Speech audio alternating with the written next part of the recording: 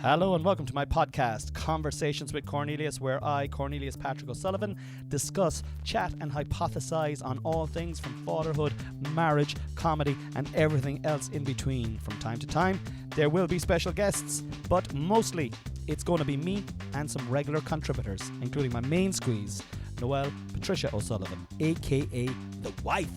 So sit back, relax and enjoy Conversations with Cornelius. Hello ladies and gentlemen, and welcome back to another episode of Conversations with Cornelius. I'm your host, Cornelius Patrick O'Sullivan. I'm in an apartment in Belfast. What's the name of this road? That's correct. It's the Lisburn Road, I think. The Lisburn Road. Uh-huh. It is late enough. It's what time is it? It's 20 to 12, 20 to midnight, and I'm just back from doing a gig in Mandela Hall where I supported today's guest, the mighty Mr. Christopher Kent. No, it's Chris Kent, sorry. Actually. It's Chris Kent, yeah. Chris Kent, I mean, it's Christopher Kent too, man. Yeah. You know, whatever you want to call me. What's the full title? It's Christopher Kent, I suppose, yeah. Do you have a second surname? Christopher David George. Two names? Of course, you pick one for your confirmation. Oh, your confirmation as well, yeah. What's my confirmation? Christopher David George. I'm Daniel. It's great to have you on, man. It's great to be here in this apartment. I'm 3 bottles of beer in and a pint of Guinness in, and you're completely sober. I'm sober, yeah. I'd have Guinness 0. Yeah. And, yeah, cup of tea. How's the gig tonight? The gig was great fun, man. Yeah. It was great fun. Yeah. Sold out gig in Mandela Hall. Unbelievable. I just want to get into the nuts and bolts. Okay, yeah. I want to get into the nuts and bolts of this podcast straight away. Okay. And we're doing trending topics with Cornelius Patrick O'Sullivan. Okay. 3 trending topics. Right. We have to talk about them. Okay. You don't know what they are, do you? I don't know what the trending topics are. Okay. The first trending topic is AC/DC. AC/DC? Yeah. Wow. Because they're touring Ireland, is it? Yeah. They're touring Ireland. What do you know about AC/DC? Not a whole lot. Is it from... I thought it was an electrical thing. That's why I picked it out. AC/DC is alternating current and direct current. Is that what you're talking Is about? that where it came from originally? I don't know. Like I said, I don't know enough about them. So, I mean, I don't even know about their music. Too much about their music. What would make you think I'd know their origin story? I actually... do you know anything about them? Lead singer, was it, am I wrong about this? Was it Bonnie Scott or something? That there's a statue of him in Fremantle in Perth? Yeah. Am I wrong about that? Am I right? Well, I know that the lead singer was from Perth and he died, didn't he? I think he did die, yeah. Yeah. I had a statue of him. Bonnie Scott, there's a statue of him in Fremantle and Perth. Quite a cool statue. AC/DC. Can't think of any songs off the top of my mind. I know that. Way to hell. Oh, yeah, of course. I'm on that. Or, Thunderstruck is a fucking savage. Thunderstruck. We just spent too much time in a sauna today, so questions are... Sauna, yeah. We We had did. a great sauna today. But obviously, my brain is... Yeah. I'm fucking tired from the sauna. Yeah, me too, yeah. Yeah, we did a run in a gym. We were gigging last night. It's an amazing day, really, when you think about it. Superhuman, if you think about it. We got up late-ish, 11 o'clock. Rock and roll, like, you know. Talk about I didn't anything. get up at 11. We left our accommodation at 11. Yeah, what time do we get up? 9:30? Yeah. We don't give a shit, do we? Like, we don't care what time we get up. Made sure the place was nice and clean before we left. I fucking fluffed up the pillows a bit, you know. And if Did they come at anybody me, even sleep? but it was a real cool place actually. Cool, yeah. Where Rock Farm, Slane, right next. You could see the did we see the castle? We saw Slane Castle, yeah. From this place. It was mad, and because we were gigging in Drogheda last night. Is AC/DC playing Slane? No. That's the connection. Are they? There we go. No, they're not. But Okay. they did though, didn't they? They must have. Yeah, they must have. And they're in Croke Park this year. Great. Yeah. I would like to go see a rock gig like that, actually. Yeah. Well, I'm going to a pretty fucking hardcore rock gig myself in a couple of months. Paris. Rod Stewart. Wow. He had a bit of beef with Ed Sheeran lately, didn't he? Rod? Mm. What the fuck? Called him a ginger prick or something and said none of his songs will stand the test of time. I kind of agree with him, man. I don't see what the fascination with Ed Sheeran is. Genuine, like, Yeah. what I was able to name out 2 AC/DC songs there. I can't. Galway Girl, is that his? Galway Girl is someone else. Like, he tried to do a weird version of it. Yeah. Yeah, he does. He has a version of Galway Girl that isn't the Galway Girl that we think of. Yeah. you know. But has he any other songs He's that... got a few good songs. I mean, like, it's not for us. It's kind of like teenagers, and there's a few good tunes there, though. He's clearly talented, like, you know. Yeah, no, look, he's not untalented. Then does Rod write any of his songs? I don't know. Oh, I'd say so, yeah. He's a big Celtic fan. Maggie May. Yeah. Wake up, Maggie, I think I got something to say to you. I mean, he looks mad. Rod Stewart looks fucking mad. Looks like he was dragged through Do you know a what fucking age bush. he is? Do you know what age he is? 70? What's up with the hair and the suit and the pointy shoes? And he looks fucking mad. I'm just drinking tea there. So I'm going to see him in Paris with Noelle for her 40th, right? So I started to listen to his music. Oh, he's got a great back catalogue. What? I was like, oh, fucking, I'm not going to enjoy this fella at all. Bangers. I am sailing. What a tune, man. You'd be crying listening to him, man. He's got an Anthem-esque voice. Yeah, big Celtic fan. He used to kick Celtic footballs into the crowd, apparently, and I don't know enough about this story, but he had to stop. I think someone complained he got hit by a ball. A Rangers supporter, I suppose. I don't know. If you try to kick a ball in the shoes he has now, he just puncture it immediately. He's always wearing those fucking brown squid. I think I got something to say to you. Hashtag scumbags. My dad loves Rod Stewart. Does he? Loves Rod Stewart. I got them tickets to see him last year in Dublin, and they absolutely loved it. Great seats and everything. Our seats are up in the bleachers now, and they're up. And the good thing about, because Noelle said to me, she goes, I don't know if we'll leave it. She goes, I bet you we'll go now. We won't even go. We'll go to Paris, and we won't even go to Rod Stewart. And I was like, we're going to Rod Stewart, like. Mm-hmm. But the good thing is, we're landing in, and we're going that day. Great. And then we're staying for 2 other days afterwards. Oh, sure, that's perfect. You know, so it is the focal point. And but yeah, like, do you ever hear him sing As We Gather? Oh, Grace. Oh my God, he's got a great version of that as well. I think you put me onto that, actually. Did I? No, yeah. I definitely didn't. Oh. Or was it Bernard? Was it me and you? The comfortable in all jail. I don't know the words. I think about these past few weeks, and will they say we failed? From our school days they have told us we must yearn for liberty. Yet all Take it away, Rod. Oh, grace, just hold me in your arms and let this moment linger. They'll take me out at dawn and I will die. Hashtag scumbags. Who is scumbags? I don't know, they're just trending. Scumbags are trending. Yeah. So scumbags and Rod Stewart. Well, no, Rod Stewart wasn't. We just got onto Rod through AC/DC. Okay, so but that's the beauty of trending topics with Cornelius Patrick O'Sullivan. He just takes you down into AC/DC, who I would like to see, and I probably do know more of their music. I just my brain. You knew the lead singer, man. I didn't know that. Yeah, Bonnie Scott. I don't know who the lead singer is now. I'd like to see them. And then we got Scumbags is the next. That's the next one. Scumbags. Scumbags. I tell you now, I was toying between Scumbags and Drogheda, where we were gigging last night. Drogheda was trending. Yeah. Was it? Why do you think it was trending? You definitely know why it's trending, because we were talking about it today. Today? You know, we were talking about it, the hotels. Okay, right. And then there was protest. That's what Scumbags are. There was protests in Drogheda last night. So basically, all the hotels are full in Drogheda, and there was like fucking right wing people getting onto the street and using it as a fucking excuse to be dickheads. Yes. But scumbags, what are your opinions of scumbags? Have you ever come across a scumbag? What's the worst scumbag you've ever come across? I've definitely come across scumbags. Of course, What's a scummy move like? You see, scumbags. I think an image pops up in your mind immediately of somebody in a tracksuit. Yeah. But a lot of scumbags are a lot of bankers and estate agents. I was going to say promoters, businessmen, promoters, and these horrible fuckers.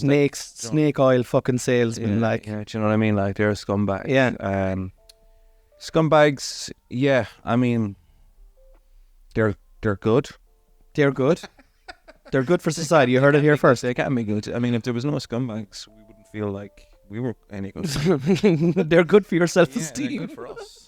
Yeah. At least I'm not a scumbag. Yeah. It is though. It is. There's scumbags, but yeah, we do. There definitely is a neat kind of yes that pops up on my mind. Scumbag hanging around the chip or getting into fights, blah blah blah. But there's definitely Did you ever get into fights? Did you ever get into a fight? growing not up? too many. But I did definitely get into a few. Yeah. Did you ever get the shit kicked out of you?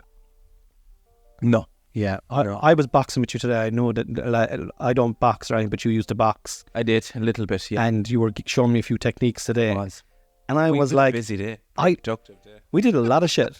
We did a gig. We were in Slane. We went for breakfast. for breakfast? You can say, we can talk. You're yes. So but this is not coming out till Monday. I don't think she's going to listen to the podcast, Con. In You time. never know. You don't think she's going to listen to it anyway.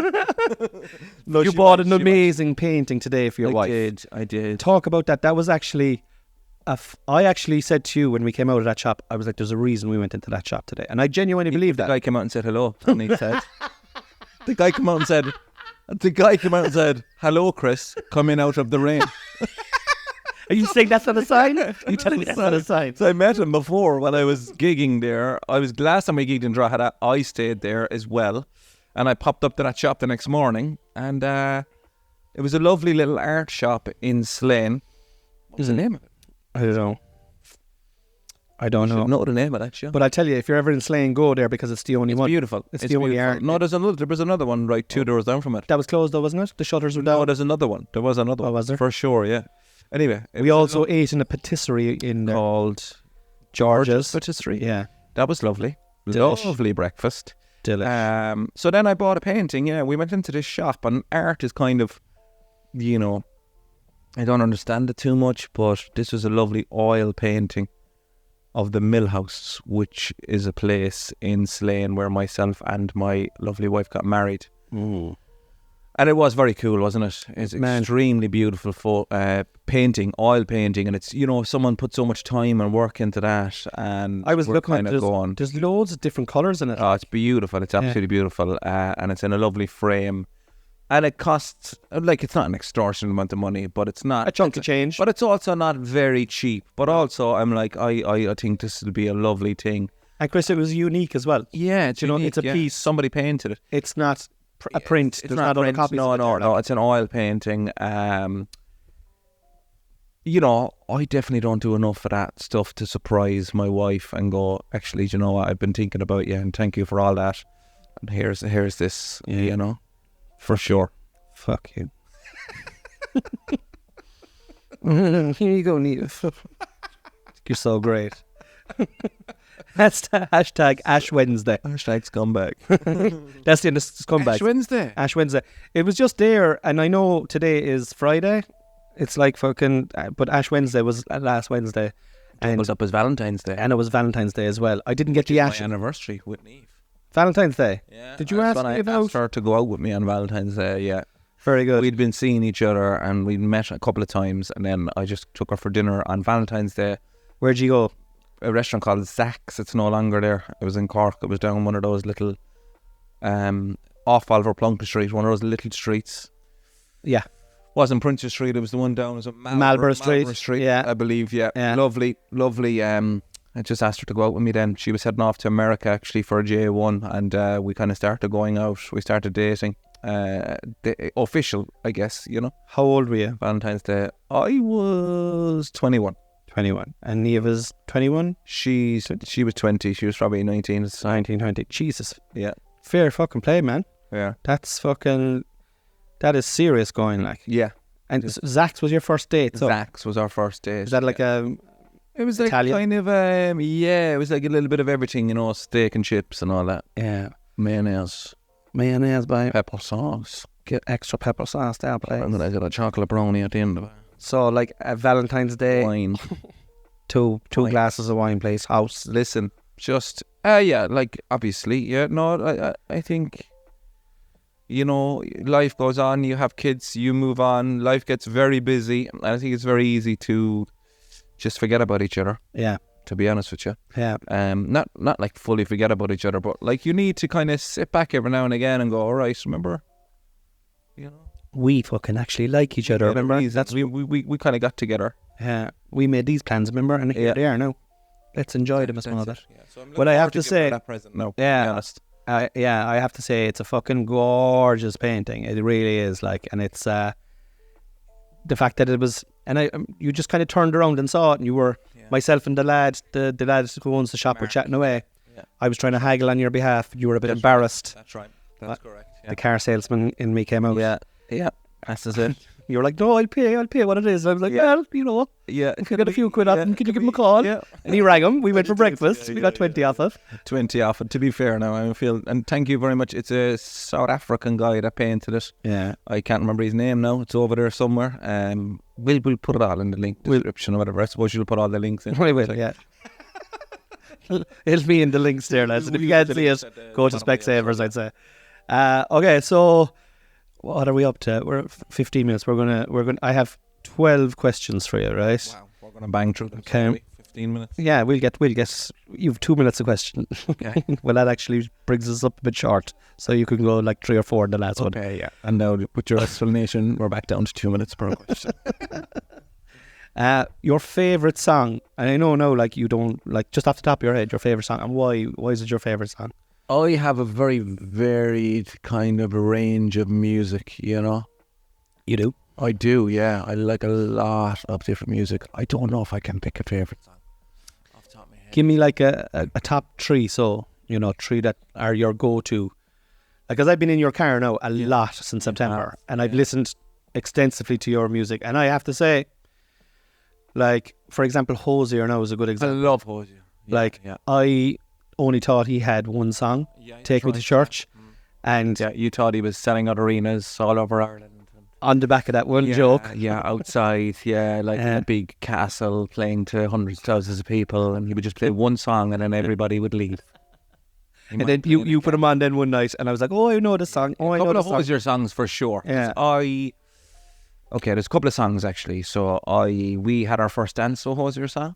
Okay. And that was, I never remember the name of songs. This is Kiss Like Real People Do. Lovely song.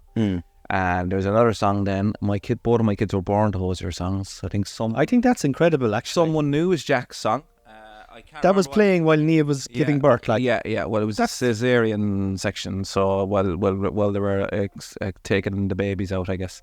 Still, I like it still. It was there. It was there. It was playing in the background. I can't remember the song when Evelyn was born, but it was all a bit hectic, and it played a few times or whatever.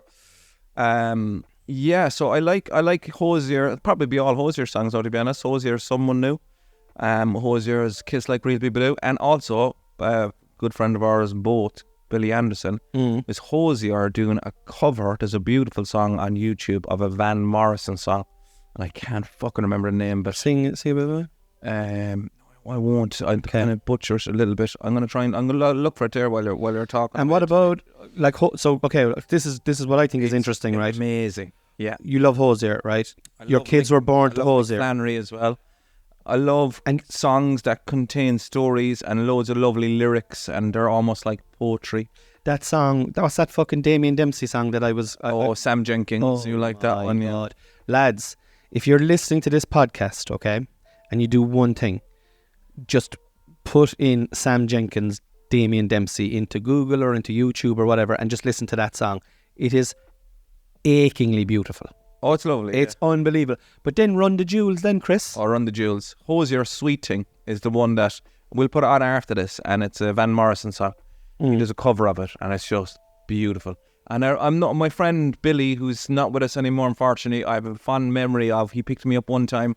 We were doing a gig together, and he picked me up, and that was on in the car. And I was like, this is Hosier, I don't know this song.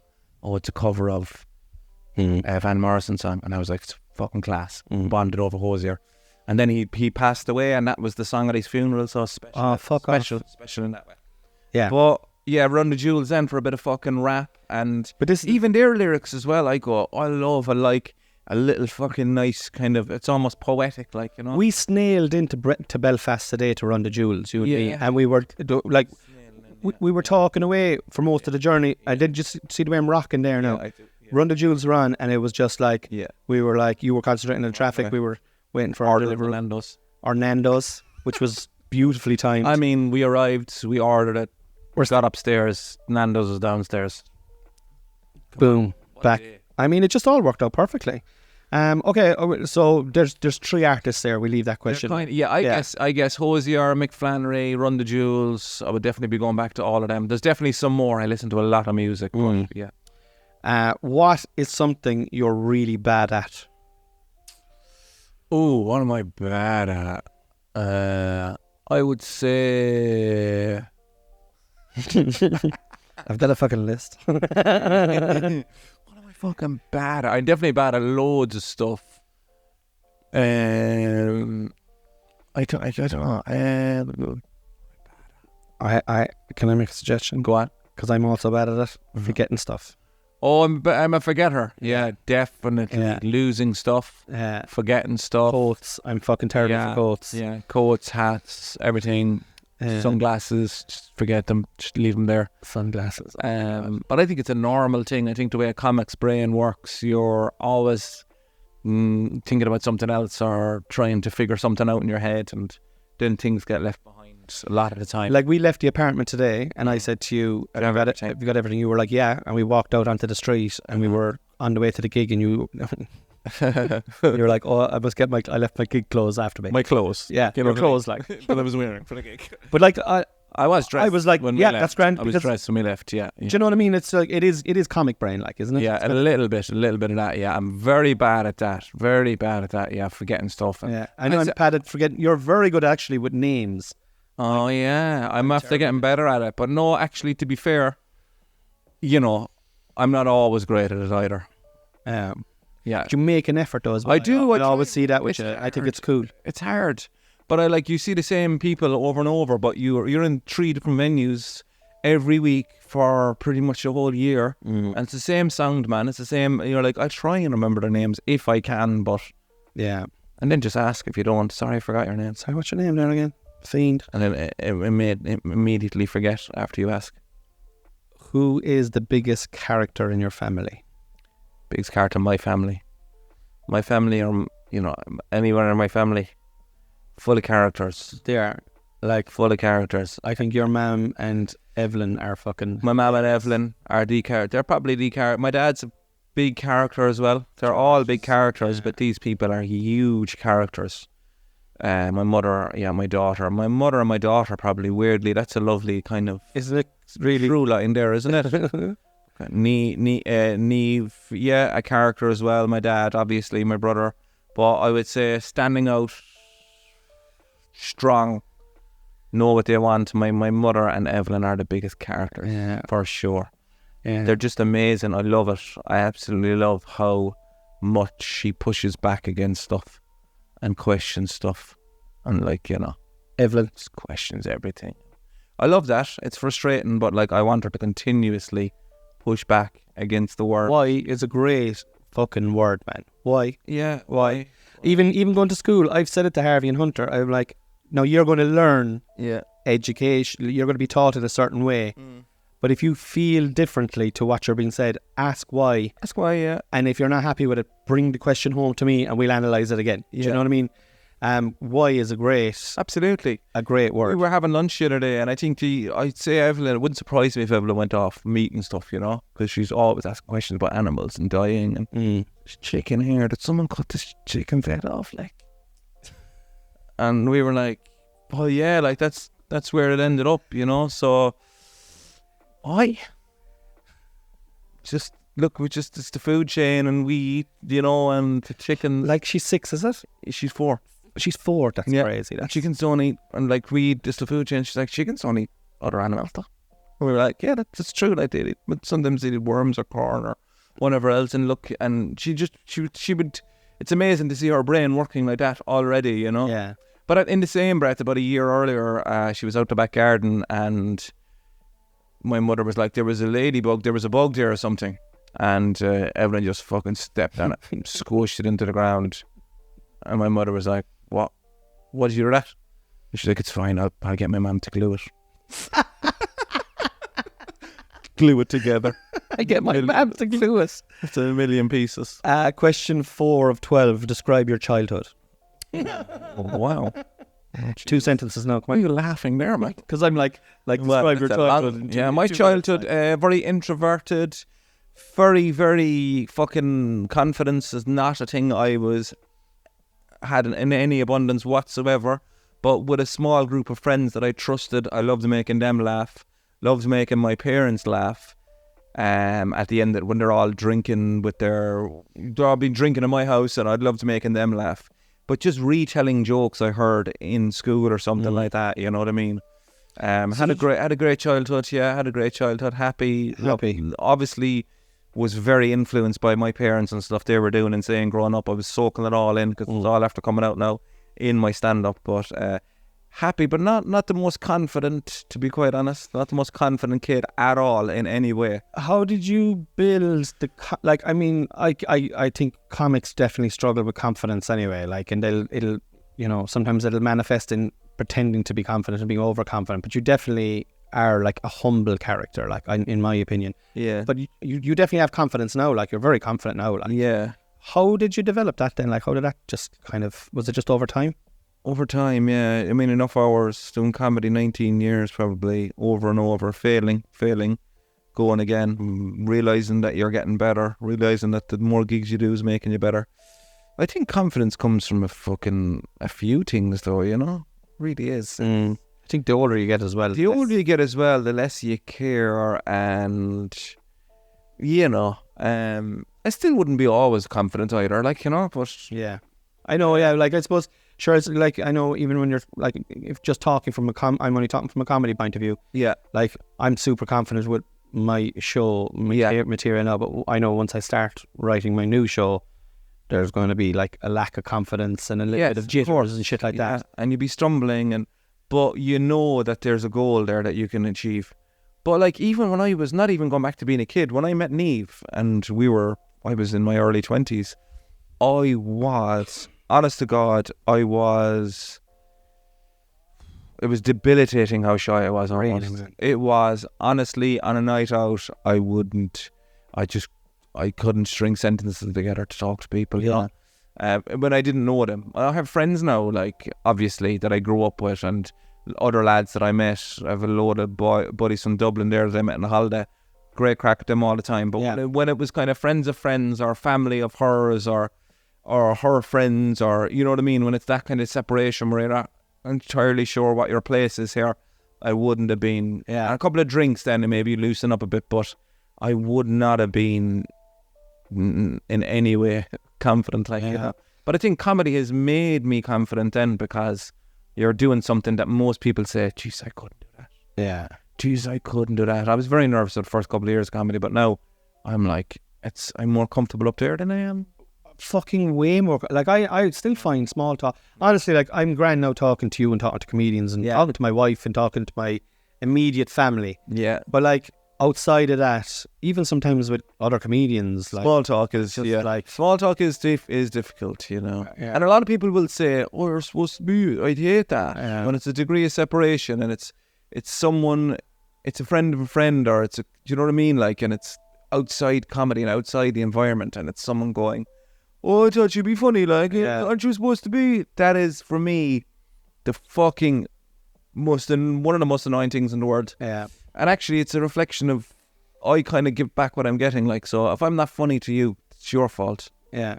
I believe, do you know what I mean? Like, it's your fault. I totally get it. Like, if I'm talking to, if you're like someone in, like, and you're like, geez, he's not a bit funny, it's your fault. I've nothing, there's nothing there to make me, I'm not that, like, comfortable around you to try and be pally and making you laugh, and also that's just not how it works. It's not how it fucking works at all. At all. It's all fucking written material that we've rehearsed and fucking, like, tried and tested. Sure, a bit of the crowd work at the start is a different kettle of fish. But great childhood. So anyway, what a day. Childhood. Look, it was definitely being unconfident as a child and not being the most popular definitely helped me in comedy, because you could be a little bit. It's nice, isn't it, to use that later in life where your self-depreciation is a weapon then. Yeah. And you're using that to make people laugh, and you're like, actually, this is great. Yeah. All the things I felt terrible about growing up, I'm writing jokes. that are better than what anyone else could say about me. Yeah. And I'm bringing that now, and I'm making people laugh at it. So it's lovely to have that as a weapon. I think comics there always has to be something that's gone fucking wrong for you in the past. To that gave you that little quirk or little kink in your personality. Yeah, you need something. You need a different point of view or a different observation on something like that. You know, 100%. I definitely. Yeah. Yeah. Are you spiritual? I would say I am. I'd say yeah. Yeah. How do you practice your spirituality? So. How do I practice it? Just kind of believe. I think I was unknowingly, I've just spoken to you about this before, doing visualization and stuff. And with the Everyman? I'd always believe, with the Everyman, being in a bus, heading to Dublin on the air coach to do a gig for probably, 60, 70 quid. But I remember it takes off from behind the Everyman Theatre and looking up at it and kind of daydreaming and saying, one day I'll be in there. One day I'll be in there doing a gig. One day I'll be in there. And same opening for acts in places like Vicar Street. And I'd always go out afterwards and I'd have a little look at the room and say, I'll do this. I'll do this sometime. And I remember what it looks like, what it smells like, even Vicar Street. And I go, how it feels, and go, I want to be walking out here. And then obviously is that spirituality? I think it is. I think it is. I think what you're talking about there is the back end of, and I know you believe in this anyway as well, the back end of the law of attraction. Yeah. The law of attraction is thoughts become things. So you have your thought, and then you translate that thought into a kind of an affirmation or a sequence. Yeah. And then as you're saying that, you're visualizing it. Yeah. And you're smelling it, and you're feeling it, but also then you're believing it. Yeah, and you go out and do the work to make that happen. And you must go out and do the work. That forces you to do that. Yeah. And you'll fail and fail again, and you'll be like, oh, Jesus Christ. You need a new show. You can't do the show that you did there back again next year, so you need a good show, and then you'll keep failing and failing, and you'll be like crisis of confidence, and you're like, oh, fuck. And then all of a sudden, it'll just start coming together, and then you're there. You're where you imagined yourself to be. And that's kind of magic. That's the fucking pixie dust. Yeah. And it's like you in the back of the air coach. I know that. I used to play poker in the casino there in Macau. I know that fucking the picture was on the wall. The big picture of the theatre was on the wall. Which you remember with the moustaches and this? And there was kind of a picture of the theatre. Yeah. Oh, yes. There's a picture of the theatre on the back. It's not there anymore. But I wasn't even in the Everyman before that, and I thought, I'm going to play there. And you did? Yeah, and I did, yeah. And this is your biggest tour yet that you're on, and you've done... You're doing 5 at 6 now, isn't it? 6 of them. We're doing 6 of them. 6, like. Amazing. So from getting like a coach to Dublin to the club for incredible. 6, I think that's just. I love that. Like I, as I said to you tonight, we went for a pint tonight. I mean, it's fucking inspirational to me. It's inspirational to me. Like it's living. Like it's. Like I'm you now. Like going into these. Like tonight now, I did a video when I went into the Mandela, and I did like a video of walking up through the aisle. Yeah. Into the green room, all this kind of stuff. And I'm like, that was my dream fucking 4 years ago. Soaking it. And I'm soaking it in. I'm going to fucking try and emulate you. Like, that's the plan. So that is spirituality, in my opinion. I think it is spirituality. And I do believe as well. And I guess spirituality, and people have passed and people have gone, and fuck, I don't know if there's an afterlife or if there's anything like that or where anybody's going. But I kind of believe in my own mind that people live on regardless in your memory and how they made you feel. So the person may be gone, or they're, we don't know where they are, but there's an element of their personality even that's probably in you, or something that's absolutely. It was a butterfly effect. Like, I mean, the way your mother reared you was influenced by the way her mother reared her, and so on and so forth down the chain. So like history there's a string there all the way back. Yeah, and I can see it. I can see my mother and my daughter look the exact same. No one needs to ask who's who. You know what I mean? No DNA test needed. But even Evelyn's personality is, my mother was like, that's me, that was me, that was me. I can see it in her, like, That's gas, man. It's mad how it kind of goes through, like. If Evelyn turned around to you now and said she'd like to be a comedian. Oh, I'm fully expecting it, to be honest with you. Yeah. She already did. She already did. Yeah. I'll say that now. I'll do that now on the stage. Yeah, I'll do that. And they bought me on Vicar Street 2 weeks ago. So she has definitely got the confidence already. She has stage time. She's got some stage time already, and they will. I would say I would fully support them in whatever they're doing. Yeah. But I'd never also, if I'm in a position of comedy to make her life easier in comedy, I would still say, listen, this is how I did it. This is how you have to do it. Here's, you start off. Yeah. Make your way around the country, doing your 5 minutes, doing whatever. You know what I mean? Going to the Coca Club there. Yeah, went to the Gorka Club there, exactly. But yeah, I would, I definitely would say, go for it. Yeah, I'd be the same. If I need, and the boys are kind of, like Hunter says it every now and then, and Harvey's mad about it at the moment. Yeah. They'll chop and change. I'd be the same. I'd be like, and I said this to you before, I think it's mad when people say, oh no, Jesus Christ, I wouldn't want my fucking son now to be doing what I'm doing. Yeah, I know, yeah. I think that's mad. Like, I mean, why are you doing it then? Exactly. Right, we're question 6. We're going over the 30 there now, so I'd have to rush you, okay? Where do you get, no, I might skip that one. It's kind of like the same as the last one. What, and that's kind of shit. Food. Oh, you're flying through these. Food, right. Discuss. Your last meal, right? You have to have your last meal. I know you're on limbo there at the moment. You're not eating any carbs, right? Carbs are on the table. Well, I kind of am. I mean, I had carbs earlier. Pita bread and stuff. Oh, yeah. Well, but anyway, yeah. Besides the pita bread, and to get a 0, there's probably... Hypothetically speaking. You can have anything you want. You're a prison meal. You're in you're in jail for a crime you didn't commit. Okay. All right, but you're still sentenced to death, and or sentenced to death. Yeah, and you're dying in the morning, but you can have your last meal. But I didn't commit the crime. You didn't, so it's like it's unjust. I find it pretty hard to eat anything. That was the case. But you're ravenous because you're just after coming off a hunger strike, and you're like, you know what? Fuck. Okay. I'm gonna actually. Okay. I'm gonna take them here now. I'm gonna fucking. I think it's very hard to beat a really good curry. I'm talking Indian curry now, really flavoursome, spicy, like a balti, a medium kind of, a nice kick off it, but it's not making you pant or be thirsty.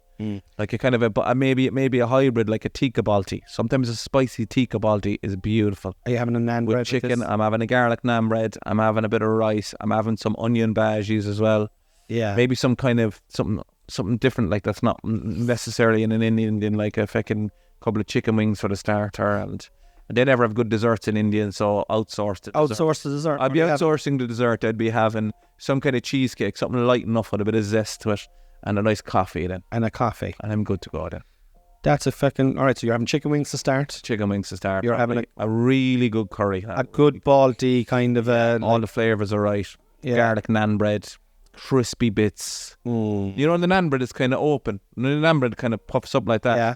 And you can tear it down the middle, and it's all of a sudden it's a little pocket, little ship, and you can fill that up with tikka in that then. Fucking, that's why I like Indian so much. It's because like I love sandwiches, and you're making a sandwich every time you have a fucking Indian. Make a sandwich, exactly. I'd be more of a peshwari naan now. Peshwari, okay. Yeah, but I wouldn't turn my nose up to a garlic naan. But what beverage are you having then with this concoction? Oh, I'd just have a Coke Zero or something simple. Keep it simple. You wouldn't have a beer with us, a Cobra beer? Do you know what? With an Indian, you would actually. Yeah, I would have a beer. Yeah, a big bottle, like big dirty Cobra, big huge bottles of Cobra beer. Yeah, and they're little glass then poured into the glass. Yeah. Oh, fucking hell! I love an Indian, man. We must get an Indian. Let's get an Indian. So when you were starting comedy, right? Yeah. Who, like, obviously you were like going to open mics in Cork and stuff like that, but like, and I think you said before, I think I heard you say before, you saw Joy in the Hood and stuff like that. Yeah. Did you watch any other comedians? Really, no. Didn't you? Very old school. Unbelievables and stuff. Oh, yeah. Which we've bonded over. Fucking love them. Unbelievables. That's what we watched at home. And remember my mum and dad laughing at them. And my kind of dad's and my mother and father's family would be over. My mum's family would be over from England. And they were watching it and laughing their heads off. And I loved that we were all laughing at this thing. Yeah. So Unbelievables, definitely amazing. Early days. Well, I think I might have started comedy then, and someone gave me a Tommy Tiernan DVD after I started. So I didn't know who he was before it, and someone gave me, actually, a guy, Roy Batt, who I went to college with, Electrical College. He gave me 2 great DVDs. Gave me Tommy Tiernan live, his first live one, and he gave me Richard Pryor live in concert. And that's when I started comedy. I was already doing comedy. It didn't inspire me to get into it. I was doing it, and I was more inspired by people, normal people, going and watching an open mic, seeing some fucking maniac doing 6 or 7 minutes.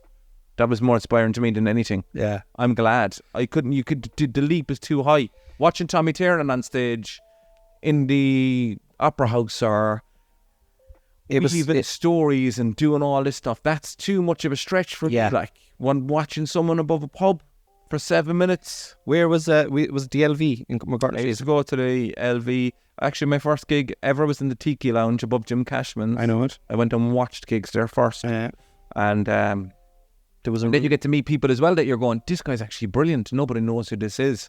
But this is fucking brilliant. I've seen him now a couple of times and I love this guy. And I'm like, and then I was just so tempted to do it for ages. I was waiting to be asked. Really? Yeah. But were you like going to the gigs and just kind of hanging around afterwards? And going, waiting to be asked by some other comedians and even my wife really. But as I said, cripplingly insecure and not very talkative, so I never got asked. So I said it. Did you meet? I came to the conclusion I'm going to do this. So you made the decision yourself? I wasn't asked, but I said I'm going to do this. Did you meet Niamh before comedy? Yeah. That's brilliant. Yeah. That's really good. That's really brilliant. It is good. Yeah. You know, that's fucking mad. It was kind of the same with me and Noelle. Well, I met her while I was doing it, but I was shit at it and I was only started. It's even better. Yeah. It kind of is because I was really shit. But no, you weren't. No, it wasn't too bad. So like Tommy Tiernan and Eddie, who'd you say? Not Richard Pryor. Richard Pryor. I really love Richard Pryor, man. Richard Pryor and Tommy are like they're two the best of the best. But I get what you're saying, like going into the open mics and watching Mad Lads. What was the name of that fellow that used to come up from West Cork? Used to wear hats. Tim, I think was his Tim name. Hatfield. Tim Hatfield. Yeah. Remember one time he put on a dress, sat in the audience of Pat O'Shea was doing a host. There's about 10 comedians on, but 6 people in the audience. Right. Nobody knew it was Tim Hatfield. He came in, paid, and sat down, and he heckled everyone all night long, and everyone was like, "What the fuck is this?" And then at the end of the night, it was Tim Hatfield. It's fucking brilliant. I love that. Yeah, absolutely love that. The zany shit all together. Yeah. My first gig in there went well. First 5 minutes went well. Can you remember what you talked about in your first set? Yeah. I had a crude enough joke about Superman and my name being Kent. That's Superman. And it being cool until he went horse riding or something. I had a crude enough joke about that. I cannot remember really. There's being brutally honest. Did you have people come to see you? It's somewhere. No, I didn't tell anybody. Yeah. I didn't tell anybody except Niamh. Second one I got a bit of a buzz for. Second one I got a bit too drunk for. And I remember like my set list went on fire because it was next to a candle and I was absolutely hammered and it didn't go as well, but I still enjoyed it. Yeah. Third one was a bigger one in UCC. It was Pat O'Shea, Pat's son, that ran it in the Comedy Society, and that's where I got a real buzz for it because probably wasn't massive at the time, but there was probably 100 people there or something, you know. Which is a big number when you're doing your do remember doing something like that. I remember having a crude enough routine. I wouldn't even call it routine now because it wasn't polished enough about some. It was kind of some sex thing, and it was a bit. I think when you start out, especially, I remember myself as well. It was all. And it was a bit like wet dreams. Was talking about. It was about fucking hemorrhoids or something. It was really strange, but I had laughs in it, like, you know. But I was getting laughs. I didn't know where they were really coming from, to be honest, initially. But anyway, what was your question? I don't know. What comedy is it? Who was your favourite comedian? We have 3 questions to go. Do you talk to yourself? Yeah. Do you talk to yourself out loud or in your mind? Sometimes out loud, sometimes in my mind. When would you talk to yourself out loud? When you're running or driving? When I'm running, I would do a bit of daydreaming. Yeah, I do. I don't listen to any music or anything like that. Do a bit of daydreaming, talking away. It's supposed to be really good for you. Talking out loud. I need to do something. I need to remind myself out loud. I need to do that now. I don't talk to myself out loud that much, to be fair. But I do it. Yeah. Cork. So you lived in London, right? I lived in Dublin as well. And Dublin. It was 10 years out of Cork. And you're back in Cork now. Yeah. Why did you move back to Cork? Like, why is it like? Because I love Cork. I fucking love it. Yeah. And a lot of people would say, like, you know, a fucking successful comedian there in London now. And I know the pandemic was there. But you were coming back anyway, weren't you? I was coming back regardless. Yeah. What you love about Cork, I suppose, is the question. I love having my family around. I love Cork City in general. I'm the part of Cork I'm in now. Even I was unaware of all of the, like we go out a lot now by the marina and by the Blackrock Castle and these little walks and the fucking Greenway. I never even really knew any of that existed till later life when I started going on walks there and going for coffees, and I just like it. I love the people, man. I love going for coffees. I have my little routines. Like I love going for food. I think there's loads of class food places. Obviously, I love doing comedy there. There's great gigs there. All my family are around. Yeah, I love it. I love it. All right. Of course I do. That's a good answer. Trying to catch me out here or something. No. I just wanted to hear it. But I didn't realise actually for ages. Cork is amazing. I didn't realize, but not that I didn't realise that it was amazing, because I was doing my comedy. I was based in Dublin for 4 years. I was based in London for 6 years. And when I left Cork, I wouldn't have been doing a whole pile. I kept coming back to Cork to do gigs, but I never realised that's where I would start. Do you know what I mean? Getting a break and doing the big Everyman gig. I remember that first year I put on that Everyman gig, even though I was daydreaming about it. I was like, really? Like, I'm always gigging in Dublin, and I gig in Cork a couple of times a year. But then to see the turnout that I got and the support was incredible. Well, I'll tell you, man, in fairness, I will say this, like even from my own experience in the Everyman, when I did my show there a couple of weeks ago, people fucking in Cork come out to help Cork people. Yeah. And I can say that firsthand. So I'm not surprised that you have that experience. But like, it's great. Like, I mean, when I remember you telling me before the pandemic at a gig that you were coming back, not to say it to anyone. Yeah. And I was like, you say not to say it, didn't I? You said because it wasn't 100%. Yeah. You were like, okay, I'm probably coming back. You were doing a gig in Coco. It was, I'd say it might have been even a year before the pandemic. That's right. Yeah. And you were like, yeah, I'm probably going to come back. And I was just thinking to myself, that's fucking amazing. That's brilliant. Yeah. That's fucking brilliant. Like, you know. And I'm delighted because the scene in Cork now is fucking insane. It's fantastic, isn't it? Yeah. What do you love about Cork? I love the feeling it gives me. I fucking do, man. I have a superiority complex. Yeah. I love being from Cork. I just think it's a wonderful county. I think it's the rebel county. It's like being, if you were in America, I'd like to be from Texas. Right. I feel it's got its own. I feel racist. Like, well, I'd be like a lefty Texas. Yeah. But like, I just think it's like there's the history of Cork is first of all is insane. Like, it's really, really beautiful and tragic. But I like sport. We're brilliant at sport. Like we've developed unbelievable sports people, the likes of Sonia, the likes of Roy. You know, Dennis comedians. We've unreal comedians. Neil Tobin, fucking yourself, like fucking Maeve Higgins, Maya. Like, do you know? I mean, we've like, I think we punch above our weight, and I love the way other counties get tick with how much we love being from Cork. I love it. I love Cork, but I don't have the same love, definitely, that you don't have for it. And I find it weird when other people go, "Oh, you're from Cork, so you think you're great," or whatever. I don't know. Like, I don't think. Like, yeah. I don't actually. No. I don't really know. I don't know where you're getting this fucking information from. I don't think I'm great at all. I actually don't. I don't. If anything, I'm that man. I don't have that type of confidence to go, yeah, we're great. I get that. The pride.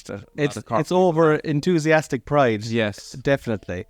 Fuck it. I love it. But I love to see talented Cork people living in Cork. Yeah, you know.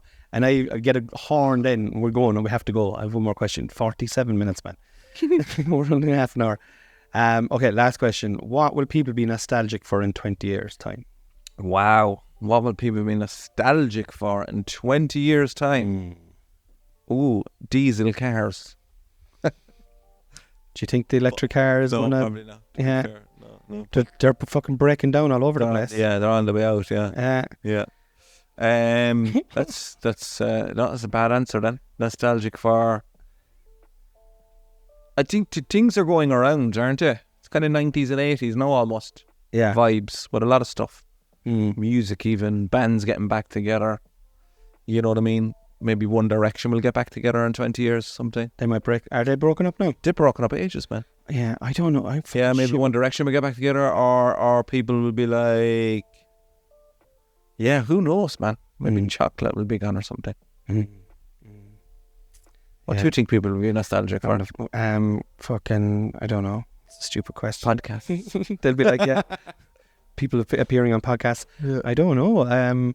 What's like if you go back 20 years ago? So what am I nostalgic for now? I suppose is probably even a better question. Like tapes. Remember tapes? Yeah, I know tapes. Yeah. Tapes and CDs. I remember like point blank refusing to buy CDs for ages. I was like, I'm just gonna have my tapes. Yeah. Sure, I can just record over that there. Sure, there'll always be tapes. Like, you know. So tapes, maybe. Well, 20 years ago, you weren't nostalgic for tapes. You're nostalgic now for tapes. For tapes, you know. I suppose I'm looking back nostalgically at tapes. That's it. Nothing else. Fucking nothing else. What am I nostalgic about? North Main Street. North Main Street. What, It used to be a great street. Like now, it's just everything's nearly closed down there. You know, when Dunn's was there and stuff, that little shopping centre. Yeah, was the a shopping centre that you would call. No one else in the world would call it a shopping centre. Like there was a Dunn's and there was 2-3 other shops in there. Yeah. But it felt like there was a little food place up there. Yeah. And I'm nostalgic for that. It's fairly dilapidated there now. I often park there when I go to Coco. Like, what's the name of that chicken shop there that they do all day breakfast? I can't think of the name of it. Chicken shop? It's not a chicken shop, actually. Tony's Bistro. Tony's Bistro. Yeah. Okay. Yeah. That's what I think of on Fast Al's. Me too, yeah. Fast Al's and that. Yeah. The rest of it's falling down. It's falling down. All right, okay. I'm falling down, man. I'm wrecked. Yeah, me too. We're to go to bed. Too much time in the sauna today. Yeah. I'm fucking tired now. Lads, thanks for listening. Thanks, and Chris, thanks for coming on and talking to me. Thank you for having me, Cornelius Patrick O'Sullivan. Yeah, tired. It's been a pleasure. And pleasure's all mine. Peace and love, lads. Staying by the wall. Peace and love, peace and love.